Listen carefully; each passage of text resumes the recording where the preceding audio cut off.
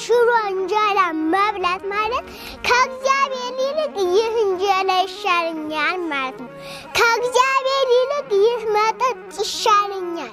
እግዚአብሔርና መብል ለውድድር ቀርቦልን መብል መምረጣችን ጾምን መሻል ማለት እንደሱ ነው። ስለዚህ የአዳም አካል የፈረሰው እሱ የእግዚአብሔርን ፍቅር ሲያፈርስ ነው። የእግዚአብሔርን ፍቅር አፍርሶ አንዲት እንጨት ሲበላ እግዚአብሔር ደግሞ አንተ የኔን ፍቅር ካፈረስክ እኔም ያንተን አካል በሞት አፈርሰዋለሁና አፈለሰው ማለት ነበር። እንደ መሌት ፍለሰው አፈለሰው ማለት ነው። ዛሬ ሰዎች ሁሉ የሚቀሰፉበት ምክንያት ጾም ስለፈለሰ ነው። እግዚአብሔርን ከምንጣላባቸው አንዱ ጾምን መሻል ነው። መጾም ደግሞ እግዚአብሔርን የማክበር ምልክት ነው። እግዚአብሔር የመውደድ ምልክት ስለሆነ ጾም እንደሆነ ተሰጥቷል ማለት ነው። አንጀታችን የጾመው ስንት ቀን ነው? 40 ቀን። 40 ተመልከቱ። ስታካፍሉት ለ5 ስታካፍሉት ምን ደርሷል?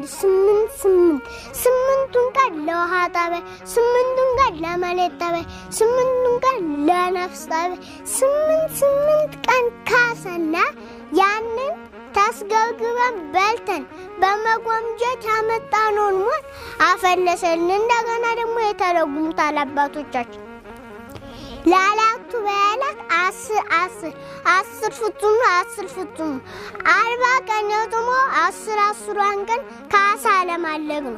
አላችሁን? እግዚአብሔር ከሁላችሁ ጋር ይሁን።